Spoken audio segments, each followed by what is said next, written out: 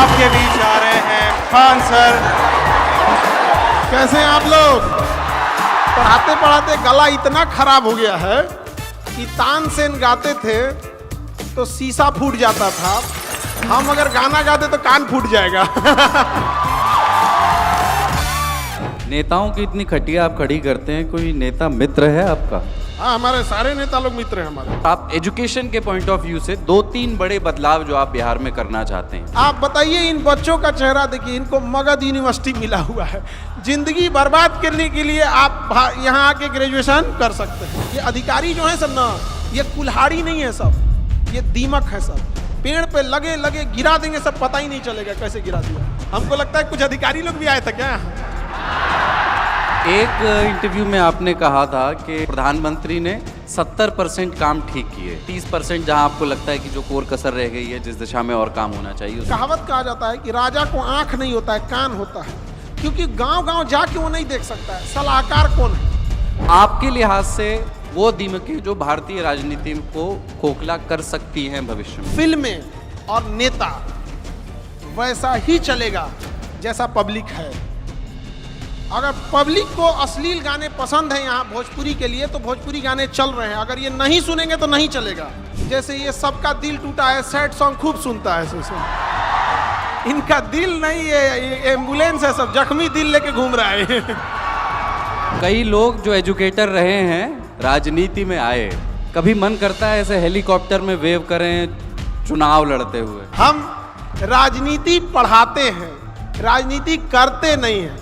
जो वर्तमान लोग राजनीति कर रहे हैं, अगर राजनीति पढ़ना है तो आए, हम पढ़ा देंगे।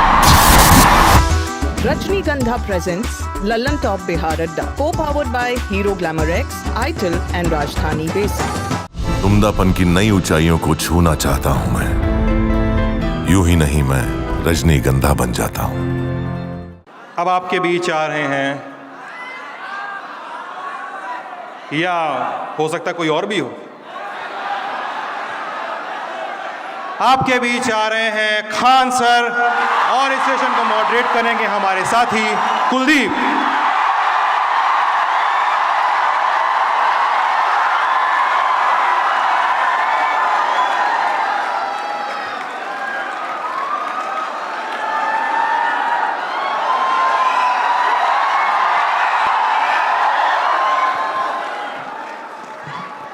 मैं आपको ये बता रहा हूं कि ये अड्डा सुबह से चल रहा है और इतने लोग खड़े कभी नहीं हुए अभी तक किसी के। कैसे हैं आप लोग? इससे पहले जो आए होंगे लोग वो सबके होंगे, हम बस इन्हीं के हैं।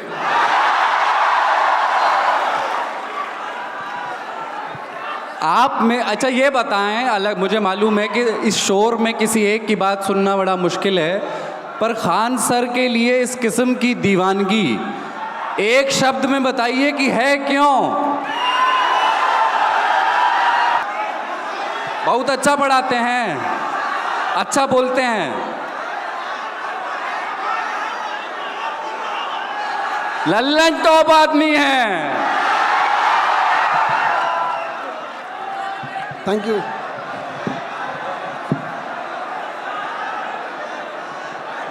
Hero Glamour X, India's most futuristic 125cc with cruise control. Future loves Glamour X.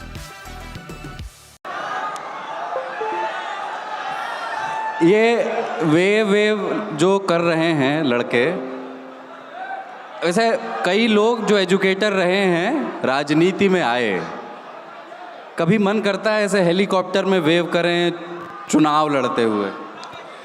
इनको बना दिया जाएगा कि ये लोग हेलीकॉप्टर तक पहुंच जाए, इनके हेलीकॉप्टर में बैठ जाएंगे।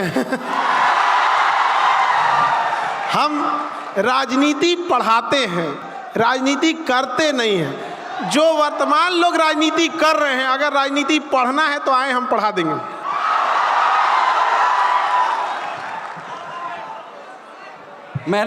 मेरे इतने वेरीड किस्म के सवाल हैं आपसे, कुछ शरारती सवाल भी हैं, इतनी आपकी गंभीर छवि है, थोड़ा उससे इतर भी मैं बात करना चाहता हूँ, और गंभीर बात भी अपन करेंगे, भारत की शिक्षा व्यवस्था पर बात करेंगे, बिहार के बारे में भी।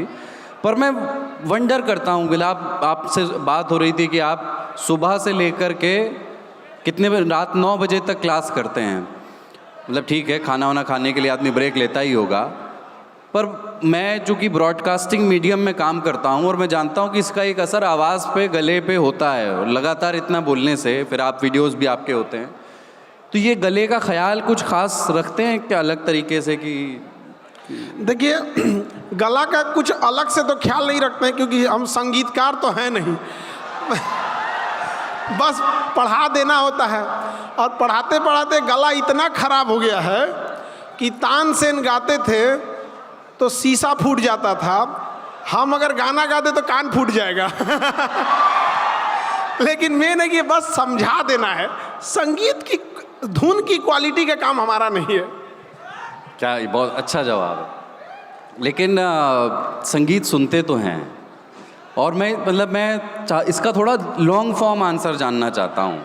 मैं चाहता हूँ आप अपने पसंद के संगीत या संगीतकार या संगीत की प्रकृति पर थोड़ी देर बोलें कि वो क्यों सुनते हैं, उसको सुनने से हासिल क्या होता है, किस माहौल में आप संगीत की शरण में जाते हैं। देखिए, हम फिल्म और संगीत में उतना रुचि नहीं है, लेकिन हमें जहाँ तक लगता है खास करके संगीत का, तो हम किस परिस्थिति से गुजर रहे हैं, लोग ऐसे संगीत को सुनना बहुत पसंद करते हैं। जैसे ये सबका दिल टूटा है, सैड सॉन्ग खूब सुनता है ऐसे। इनका दिल नहीं है, ये एम्बुलेंस है, सब जख्मी दिल लेके घूम रहा है। और हम इन सब से कहते हैं कि पुराना गाना और सैड सॉन्ग मत सुना करो, पुरान दर्द खदोड़ के उठार देता है वो पूरा।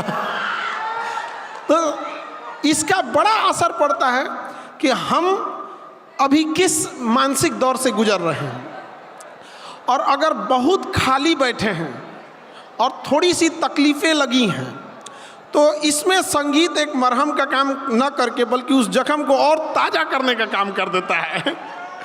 और चूँकि हम लोग के पास क्या है, समय का इतना अभाव है और इतना भाग दौड़ में आगे निकल चुके हैं लोग कि अब ये सब चीज़ें अजीब लगती हैं। तो उतना फिल्म वगैरह में ज़्यादा और संगीत में उतना नहीं है। पर आखिरी सिनेमा कौन सा देखे थे, आखिरी बार जो भी? ऐसे हम पूरा सिनेमा तो नहीं, अगर ऐसे शॉर्टकट देखेंगे तो 15-20 मिनट की जो उसकी कहानियाँ होती हैं वो सुन लेते हैं, और ऐसे अंतिम का तो कुछ खास याद नहीं, लेकिन फिल्मों में बहुत कम रुचि है, तो इसलिए उतना हमको ध्यान भी नहीं है। बाहुबली बोल रहा है।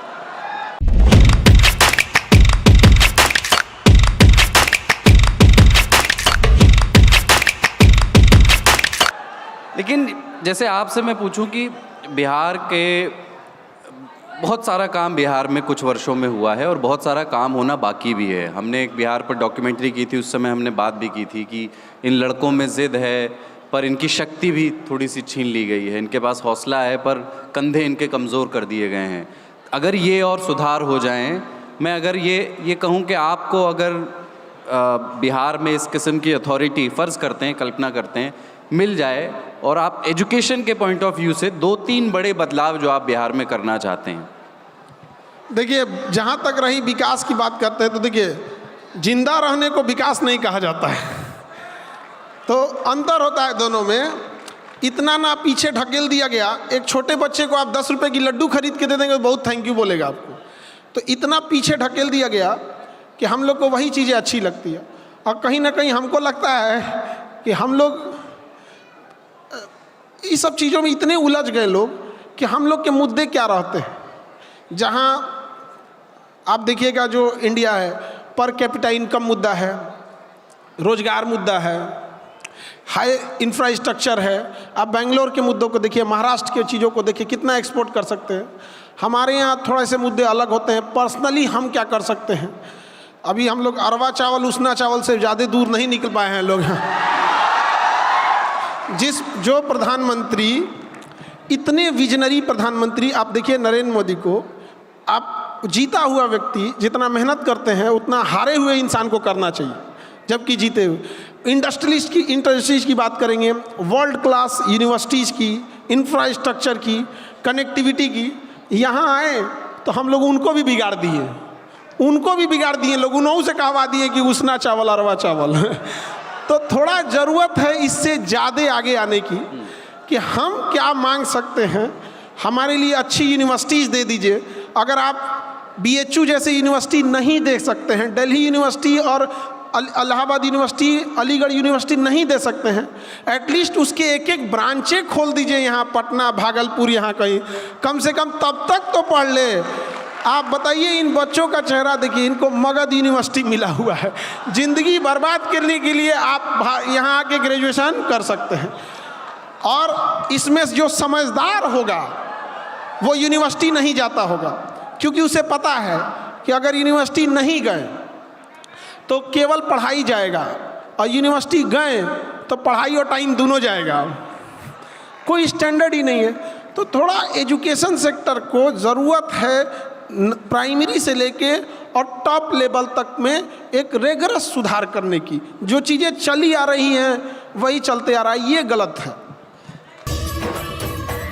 राजधानी बेसन स्वाद के लिए कुछ भी करेगा। एक इंटरव्यू में आपने कहा था कि प्रधानमंत्री ने, चूँकि आपने उनका जिक्र किया, प्रधानमंत्री ने 70% काम ठीक किए। अगर आप थोड़ा समझाएं उसको कि आप उसमें किन किन कामों को समझते हैं कि ये ठीक काम है। 30% जहां आपको लगता है कि जो कोर कसर रह गई है, जिस दिशा में और काम होना चाहिए, उसको थोड़ा इस वाक्य को थोड़ा सा विस्तार दीजिए जब आप ये कहते हैं। देखिए, कोई भी व्यक्ति रहता है वो कभी नहीं चाहेगा कि काम गलत हो।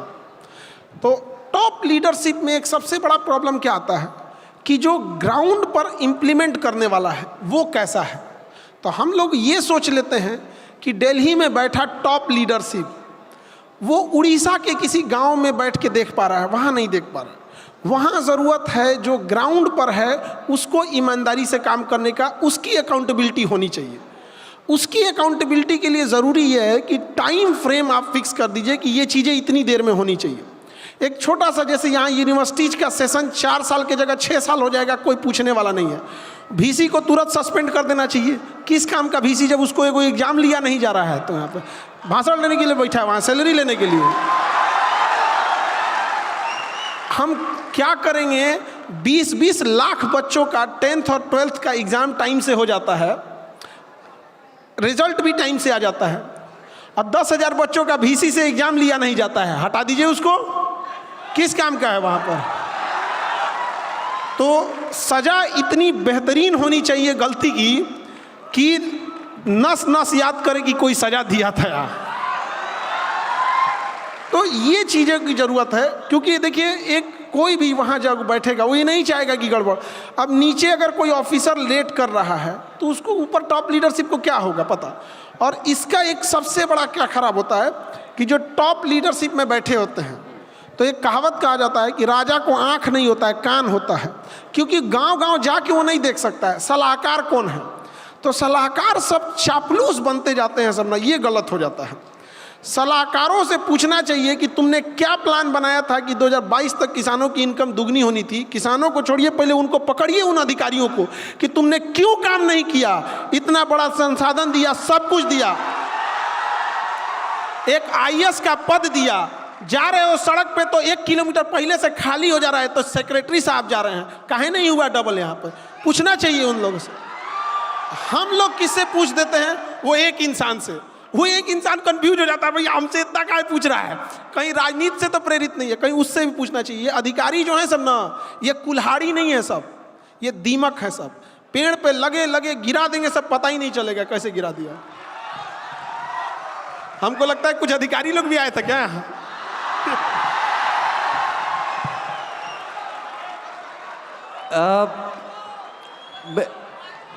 राजनीति पे, चूँकि आप एक तरह की राजनीतिक सी टिप्पणी है ये सिस्टम के, तो मैं एक प्रश्न पूछने का और दुस्साहस करता हूँ। भारत की राजनीति को अगर आप ओवरऑल, मैं सिर्फ बिहार की बात नहीं कर रहा हूँ, भारत की राजनीति को देखें तो उसमें आप 2-3 तरह की मुख्य दीमकें किन को मानते हैं। जैसे बहुत लोगों का ये मानना है कि भ्रष्टाचार एक दीमक है। कुछ लोगों का कहना है नहीं, दरअसल भ्रष्टाचार तो इंसानी गुण है, उसको आप ख़त्म नहीं कर सकते हैं, वो नैतिक तौर से आपको जगाना आराम से पड़ेगा, खत्म हो जाएगा, बस अब पीटने की जरूरत है। अरे वो नहीं, अरे आप बैठिए। और कुछ लोग ये मानते हैं कि नहीं, जाति आधारित राजनीति जो है वो समस्या है, जबकि उसके दूसरी तरह का तर्क है कि जाति आधारित राजनीति दरअसल कास्ट कंसोलिडेशन या एक तरह का असर्शन है, एक किस्म का असर्शन है अपनी अस्मिता या अपनी पहचान के खिलाफ। तो आपके लिहाज से वो दीमकें जो भारतीय राजनीति को खोखला कर सकती हैं भविष्य में। 4-5 क्वेश्चन आप मिला के पूछ दिए। देखिए, एक सबसे बड़ा प्रॉब्लम कहाँ आता है कि फिल्में और नेता वैसा ही चलेगा जैसा पब्लिक है। अगर पब्लिक को अश्लील गाने पसंद हैं यहाँ भोजपुरी के लिए, तो भोजपुरी गाने चल रहे हैं। अगर ये नहीं सुनेंगे तो नहीं चलेगा। वो सुन रहा है, ये भी खराबी है। वो गाना में गा रहा है एक भारत, ये बिहार वह धरती थी जहाँ की सीता मैया और लक्ष्मण जी के भाभी और देवर के रिश्तों को कितने मर्यादा में दिखाया गया है, और ये भोजपुरी गायक तार तार कर दिए सब उस चीज़ को। उस मर्यादा को कोई सुनकर इंजॉय कर रहा है, भाभी के रिश्तों को धूमिल करने वाले गाने को, और वो गाने मिलियन में जा रहे हैं, तो पब्लिक की भी तो गलती है कि नहीं है। लोगों के दिमाग में, लोगों ने इतने सालों तक, हम लोगों ने राजतंत्र देखा है ना, इतने सालों तक राजतंत्र देखा है। आज से 2000 साल पहले से हमने यही देखा है। राजा कभी ये, कभी मगध का राजा, कभी कोई, कभी हर्षवर्धन, कभी दिल्ली सल्तनत, कभी मुगल सल्तनत, इतने राजाओं को देखा है। उसके बाद महारानी विक्टोरिया, इतने लोगों को देखा है कि पब्लिक आराम से मान ली गई है कि राजा का बेटा राजकुमार होता है तो नेता का बेटा भावी विधायक होता है, मान ली है पब्लिक। इसलिए ज़्यादा कुछ करने की ज़रूरत नहीं रहती है उन लोगों को, कि पब्लिक मान ही ली है। तो ये थोड़ी सी उन लोगों की भी थोड़ी जागरूक करने की ज़रूरत है। और दूसरा, आपने कहा कि वोट वगैरह के लिए, देखिए आराम से हम लोग ये कह देते हैं कि तुम 500 रुपया पे वोट दे देता है। समझिए, यहाँ बैठे बच्चों को, अगर यहाँ आप सड़क पे चलिए, किसी से कहिए कि 1 लाख रुपया देते हैं, वोट दे देगा, वो दे देगा। 1 लाख रुपया अगर दिया जाए किसी में, तो मेजॉरिटी लोग दे देंगे, क्योंकि आपके लिए 1 लाख का जितना वैल्यू है ना, उस गरीब के लिए 500 का उतने वैल्यू है। वो इस गरीबी के लेवल पे ले जाया गया है, इतना तोड़ा गया है कि 500 में बिकने को मजबूर हो जाएगा। आप उसको समझिए। यहाँ बच्चे तैयारी करते हैं, कोई किसी सब्जेक्ट का, किसी चीज़ का, कोई बिजनेस करता है, किसी की सैलरी होगी 1.5 लाख, किसी की होगी 50,000, किसी की होगी 2 लाख। जी जान लगा के तैयारी करते हैं बच्चे। ऊपर अडानी अंबानी कहता होगा बकलोल कहीं का 2 लाख के लिए मरल जा रहा है। अरे भाई, तोरे लिए 2 लाख कुछ नहीं है, इनके लिए 2 लाख सब कुछ है। तो हम और आप यहाँ भाषण देते हैं कि 500 रुपया में वोट दे दिया। अरे हमारे लिए 500 वैल्यू नहीं रखता है, उसके लिए बहुत है 500 रुपया। समझिए, जानबूझकर उसको उस रसातल में ढकेला जाता है कि तुमको खरीदने में आसानी होगा। तो ये एक बड़ी समस्या है। दूसरा, आपने कहा जाति की, तो देखिए ओवरऑल क्या है कि जो जाति है यहाँ पर, उसमें बझाने के लिए तो हर छोटी मोटी जाति जो पिछड़ी हो गई हैं, उनको फुसलाने के लिए एक ठो नहीं होता है, हर जात का अपने पास एक ठो लीडर है, वो पूरा फंसा के लाता है, कहता है तुम्हारा विकास करेंगे, तुम्हारा विकास करेंगे। चल आया, कहा हमारा कितना विकास होगा, अच्छा आप इतना विकास कीजिएगा, आप ही के साथ छोड़ दिया उसको, और उसको बुझाइए नहीं कर रहा है। तो सबसे चीज़ क्या है, जब पैसा नहीं रहेगा तो सब कुछ बर्बाद होगा। लेकिन गरीब इंसान को और मतलब ट्रैप में फंसाने के लिए उसे कहता है शिक्षा जरूरी है। भाई पैसा रहेगा तो पक्का पढ़ाएगा, पैसा रहेगा अच्छी पढ़ाई दे देगा, पैसा ही नहीं रहेगा तो कौन सी पढ़ाई दे पाएंगे। चाणक्य इसी धरती के थे, राजनीति की किताब लिखे और किताब का कवर नाम रखेगी अर्थशास्त्र, मतलब आपकी अर्थव्यवस्था खराब हो गई ना, कुल शास्त्र खराब हो जाएगा। इसलिए ये जरूरी है। यहाँ आप देखिए पैसा क्या मायने रखता है। कोई किसी होटल में बावर्ची है, नीचे किचन में बेचारा गर्मी में खाना बना रहा होगा, और वो खाना बन के होटल में जा रहा होगा, होटल का नाम हो रहा है, इसके पास पैसा ही नहीं है। उसको पैसा बस दीजिए ना, अगले दिन अपना होटल खोल लेगा, जीवन स्तर उस दिन सही हो जाएगा, बस इसको, उसके पास पूंजी ही नहीं है। तो अपने पास ये जो राज्य है, यहाँ सबसे बड़ी कमी किस चीज़ की है, पूंजी ही नहीं है।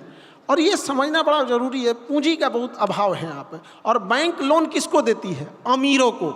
सरकार जमीन किसको देती है? अमीरों को। तो अमीर कौन हो रहा है? अमीर हो गया। चूंकि इसी से जुड़ा ये प्रश्न कि बिहार में भी चुनाव से पहले महिलाओं के खाते में 10-10 हजार रुपए वो स्वरोजगार के लिए महिलाओं के नहीं, जीविका दीदी के। जीविका। सारी महिलाओं को नहीं गया होगा। जी जी। तो मैं कहाँ नहीं, गया मैं एक मेरा प्रश्न ये तो है, आप इसको समझ जाइए, मीडिया ने इसको फैलाया कि सारी महिलाओं को, वो जीविका दीदी को था। मैं माफ कीजिएगा, प्रश्न नहीं, मेरा प्रश्न पूरा नहीं हुआ था। मैं वही कह रहा हूँ, जीविका दीदियों के लिए पहली किस्त के, उनकी किस्त के तौर पर, जो भविष्य में उन्हें और भी मिलेगा। पर कई अन्य पार्टियां भी जो केंद्र में सत्ता में नहीं हैं, उनके अलावा भी अलग अलग प्रदेशों में या तो इस तरह के वादे करती हैं या डिलीवर भी किया है उन्होंने। ममता बनर्जी से लेकर के फिर मध्य प्रदेश में भी हुआ। तो ये डायरेक्ट कैश बेनिफिट के दो तरह के इसमें भी मत हैं। एक ये कि इससे जब आप घर की महिला को के हाथ में पैसे देते हैं तो वो बहुत सोच समझकर पैसे खर्च करती है, उसका सदुपयोग सुनिश्चित करती है। और वो जो आप कह रहे हैं ना कि उसके लिए 500 रुपये भी बहुत है, तो उसके लिए उसकी कीमत समझिए। और दूसरी बात इसके विरोध में, इसकी आलोचना ये है कि आप इस तरह से लोगों को काम करने के प्रति कोई बहुत मतलब उसके प्रति प्रेरित नहीं कर रहे हैं, बल्कि बिना कुछ किए घर बैठे एक निश्चित भत्ता या वो उसकी आदत डाल रहे हैं, जिसको कुछ लोगों ने फ्री की रेवड़ी या फ्रीबीज कहा। इस मत में भारत को समझते हुए, भारत की आर्थिकी और भारत के इकोनॉमिक सोशल स्ट्रेटा को समझते हुए कि किस किस समाज में कितने लोग हैं अपने यहाँ, किन परिस्थितियों में वो जी रहे हैं, आप इसमें कोई राय बना पाते हैं? देखिए, इंडिया बहुत डाइवर्स कंट्री है, और जो पैसा इन लोग को मिल रहा है, नहीं, अगर ये नहीं लेंगे तो वो लूट जाएगा सब, नहीं समझे? और पैसा किसी का घर का थोड़ी है, इन्हीं का ना पैसा है। पैसा किसका है? टैक्स का है। और एक बार महिलाओं को जो पैसे मिले हैं उसका सच में महिला दुरुपयोग नहीं करती। उससे क्या है, कोई सिलाई मशीन खरीद लेगी, कोई मुर्गी पालन कर सकती है, छोटे राशि में कुटीर उद्योग छोटा मोटा चल सकता है यहाँ पर। बाकी पॉलिटिशियन का एक सीधी सी बात बताते हैं, क्या सही है और क्या गलत है उनको ही नहीं बुझाता है। वो जीतने के लिए कुछ कर देंगे लोग यहाँ पे, इसलिए इस सब का बहुत ज़्यादा इंटेलेक्चुअलिटी का चलता नहीं है। लोकतंत्र में जब जनसंख्या बहुत ज़्यादा हो जाती है तो लोकतंत्र उसूलों से नहीं, भीड़ के से चलने लगता है। भीड़ को क्या चाहिए, तो लोकतंत्र धीरे धीरे भीड़ तंत्र होने लगता है। भीड़ को क्या चाहिए, बस वही सुनो, और हमारी आपकी बातें दब के रह जाएंगी, क्योंकि हम इंटेलेक्चुअलिटी, दूरदर्शिता, ये 20% लोगों के पास है। बाकी लोग इतने शोषित हो चुके हैं कि रोजी रोटी में परेशान है। एक मिडिल क्लास की पूरी जिंदगी बच्चे को पढ़ाने में, बूढ़े माँ बाप के इलाज में, बेटी के विवाह में और घर बनाने में ख़त्म हो जाता है। पूरी जिंदगी मिडिल क्लास इसी में काट देता है। उसको क्या ही समझ में आएगा ये चीज़ें। नेताओं की इतनी खटिया आप खड़ी करते हैं, कोई नेता मित्र है आपका? हाँ, हमारे सारे नेता लोग मित्र हैं हमारे। हमारा सबसे जनता है, क्योंकि हम किसी से कुछ मांगे नहीं आज तक। ये नहीं कहें कि हमारा ये बालू का ठेका दे दीजिए, ये सब नहीं चाहिए हमको। बस हाँ, हेलो तो हेलो, बस हो गया। नाम बताएंगे कि किसी भी पार्टी में हो जिनसे अच्छी मित्रता है? सबसे अच्छी मित्रता है, आप चाहे जिसको कहिए। एजुकेशन में देखिए, मित्रता का मतलब ये नहीं है कि आप गलत करेंगे तो हम टोकेंगे नहीं। हाँ। तो जब तक सही है तब तक आप अपनी जगह पे, हमारा काम अपने जगह। इंटरनेट के जरिए एजुकेशन जब होने लगी, एजुकेशन इंटरनेट रेवोल्यूशन के साथ जब साथ साथ चला, तो उसने थोड़ा सा ना डेमोक्रेटाइज कर दिया, और आपके जैसे बहुत सारे शिक्षक रातों रात सफल हुए, लोकप्रिय हुए। देखिए, आपको पता चला रातों रात, ये आपकी गलती है।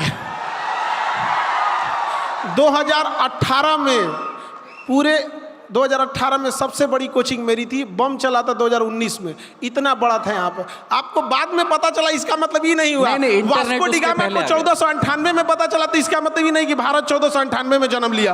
वो पहले से था भारत। ये नहीं कह रहा हूँ कि आपकी लोकप्रियता इंटरनेट के पहले नहीं थी, पर आप ये तो स्वीकारेंगे ना कि इंटरनेट, आज भी फेसबुक नहीं आता है चलाने। मेरी मजबूरी बन गई थी, हम आके वहाँ पढ़ाएं। इंटरनेट ने आपकी लोकप्रियता में इजाफा किया है। हाँ ये बात सही है, लेकिन आप कहते हैं कि रातों रात हो गया, ऐसा नहीं है। दुनिया ने मेरी कामयाबी देखी, पाँव के छाले किसी ने नहीं देखे। मैं छालों की ही बात करना चाह रहा हूँ। मैं ये कहना चाह रहा हूँ कि एक ना, मैं जब आपको कुछ भी पढ़ाते हुए देखता हूँ तो लल्लन टॉप का जो देसी कलेवर है ना, कि हम भाषा को उसकी शुद्धता के साथ नहीं बरतेंगे, अगर नहीं शुद्ध है तो जैसा आता है वैसा बोलेंगे, या हम अपने लहजे में, मैं जो शोज़ करता हूँ उनमें अवधी बोलने में बड़ा कंफर्टेबल महसूस करता हूँ, जो मेरी भाषा है। और जब मैं आपको देखता हूँ तो आप इंटरनेशनल रिलेशंस की पढ़ाई कर रहे हैं, तो और उसमें आप कह देते हैं कि अमेरिका मिसाइल दागा हुए नहीं किया तो क्या हुआ। मुझे अच्छा लगता है क्योंकि आप अभी जैसे बात कर रहे थे देशज भाषा में इंटरनेट के आने से पहले में ये ट्रांसफॉर्मेशन एजुकेशन में नहीं था। पहले शिक्षक से एक ख़ास किस्म के ग्रामर की भाषा अपेक्षित थी कि शिक्षक को ऐसा इस तरीके से ही बोलेगा, शिक्षक का ये रूप होना चाहिए। मैं ये नहीं कह रहा हूँ कि ये बड़ी खराब था, इसीलिए मैं कह रहा हूँ शिक्षक को ऐसे होना चाहिए, ऐसे होना। अरे शिक्षक का मेन काम पढ़ाओ, माथा में सीधे घुस जाए बस। तो ये जो देशज भाषा का प्रयोग है, ये जब आपने एकदम जब पढ़ाना शुरू किया था उसके साथ ही ये आपके भीतर था, फिर आपने ये पाया कि बच्चे ज़्यादा रिलेट कर पा रहे हैं जब मैं ऐसे पढ़ा रहा हूँ तो, और फिर इसको अपने स्टाइल के तौर पर डेवलप किया। हम लोग जब पढ़ते थे तो टीचर से डाउट पूछते थे, तो जब नहीं समझ में आता था तो भोजपुरी में बताने लगते थे, और उसको डांट कहते थे, ए बेरी बताओ तो नहीं ना बुझबल, उठा के पटक दे मरिए जी बा। तो हम लोग को ढेर समझ में आता था। इसलिए जो गांव की भाषा थी, देखिए एक चीज़ बताते हैं, जो कीमत ओरिजिनल की होगी वो डुप्लीकेट की कभी हो ही नहीं सकती है। तो जीवन बीत गया, हम लोग का ये उम्र आधा पार कर गए हम लोग भोजपुरी बोलत बोलत। अब कहाँ से वो बनावटी भाषा लाए, ये भी उम्र में तो नहीं है सुधरने वाला है। और बच्चों को समझ में आ रहा है, बस वही है, हाँ, अमर्यादित भाषा, गाली गलौज। और आजकल देखते हैं ना कि कुछ आधा बाल हरियर रंग के, आधा लाल रंग के, ये सब नहीं। मतलब जो एक प्रोटोकॉल है, बस वही। भाषा का काम क्या है? भाषा का काम होता है कि उसे समझ में आ जाए, उसकी भाषा परफेक्ट होती है। एक छोटा बच्चा की भाषा उसकी माँ समझ जाती है, तो शिक्षक की भाषा ऐसी होनी चाहिए कि बच्चे समझ जाए, और कमज़ोर से कमज़ोर बच्चों को समझ में आ जाए। जब कमज़ोर बच्चा समझ जाता है ना, उसके चेहरे पे एक अलग सी मुस्कुराहट होती है, जो एक शिक्षक देख के समझ जाता है कि समझ गया है टॉपिक को पूरा। क्लासरूम में कोई भी आपको याद आए, बहुत सारे ऐसे किस्से होंगे इतने वर्षों का पढ़ाने का अनुभव, कोई ऐसा तजुर्बा या किस्सा हुआ है जिससे जो बहुत मन को छू गया, बहुत याद रह गया, कोई ऐसी क्लासरूम में हुई कोई भी ऐसी? देखिए, ये तो आए दिन होते रहते हैं, लेकिन मेन ये होता है कि उनके थोड़े से बदलाव से ज़्यादा अच्छा है एक बड़े लेवल का बदलाव। अभी बिहार PCS यानी BPSC का इंटरव्यू चल रहा है, 150 से ज़्यादा दिहाड़ी मजदूर इंटरव्यू दे रहे हैं। दिहाड़ी मजदूरों को पढ़ा के, प्री मेंस पढ़ा के, इंटरव्यू के बाद SDM बनेंगे। 150 की संख्या में बन रहा है, वो ज़्यादा मायने रखता है। जो कभी दिहाड़ी मजदूरी करते थे, लाख लाख रुपए फीस होती थी, उसको कम करके यहाँ तक लाए लोग। तो जब वो टॉपिक को पढ़ाते हैं, लोग समझ में आ जाता है, तो यही खुशी होती है बस। बिहार पटना में ख़ास तौर से बड़ी संख्या में कोचिंग संस्थान है, हर तरह की कोचिंग यहाँ होती है। बड़ी संख्या में छात्र यहाँ आकर के रहते हैं, दूसरे प्रदेशों से भी और आसपास के ज़िलों से भी। तो एक तरह का कोचिंग हब, एक तरह का एजुकेशन हब है ये। और इसी वजह से अपनी मांगों को मनवाने के लिए कभी कभी ज़रूरत पड़ने पर छात्र प्रदर्शन भी करते हैं, प्रोटेस्ट भी होते रहे हैं, सफल प्रोटेस्ट भी हुए हैं जिसमें सरकार को नीतिगत फैसले बदलने पड़े हैं, अपने उनकी मांगों को मांगना पड़ा है। देखिए, यहाँ हम एक बार रोकते हैं, जो आंदोलन सफल हुए हैं वो की हम बात नहीं करते हैं, और जो असफल हुए हैं ना, वो केवल थेथरई की वजह से नहीं माने हैं लोग, लेकिन मांग गलत नहीं था इन बच्चों का। हम आज भी कहते हैं अभिमन्यु चक्रव्यूह में घिर गया, लेकिन इसका मतलब ये नहीं कि अभिमन्यु जीते नहीं तो अभिमन्यु गलत थे। आज भी दुनिया याद करती है उन्हें। तो ये जो मांग करते हैं, ये नाजायज मांग नहीं करते हैं। अब थेथरई हम मनबे नहीं करेंगे तो हम क्या करें? आपके पास कभी, जैसे आप कैसे ये तय करते हैं कि इस प्रोटेस्ट को खान सर का समर्थन है, यहाँ पर खान सर स्वयं जाएंगे, इस प्रोटेस्ट में खान सर नहीं जाएंगे, उसका कोई? देखिए, कुछ चीज़ें ऐसी होती हैं जो एक होता है कि एकदम एक्सट्रीम हो जाएगा, नहीं करेंगे तो बच्चे बर्बाद हो जाएंगे। हम लोग को वहाँ जाना ही पड़ता है। कुछ चीज़ें होती हैं जिन्हें हमें लगता है नहीं कि बच्चे इसे अपने से कर लेंगे, तो वहाँ हम लोग कहते हैं कि बच्चे अपने से कर लेंगे, क्योंकि मीडिया का एक हिस्सा फट से कह देगा कि ये राजनीति करते हैं, माने उसको सब दिखेगा लेकिन बच्चों का मुद्दा नहीं दिखेगा, तो मीडिया का साथ नहीं मिल पाता। और अगर मीडिया साथ दे तो हमें जाने की ज़रूरत ही नहीं पड़ेगी। हम इसलिए जाते हैं ताकि दिल्ली में बैठे लोगों को भी सुनाई दे कि इनको तकलीफ है। अगर आप लोग इनकी बात पहुंचा दे तो हम यहाँ कहते हैं कि हमें आने की ज़रूरत ही क्या पड़ेगी।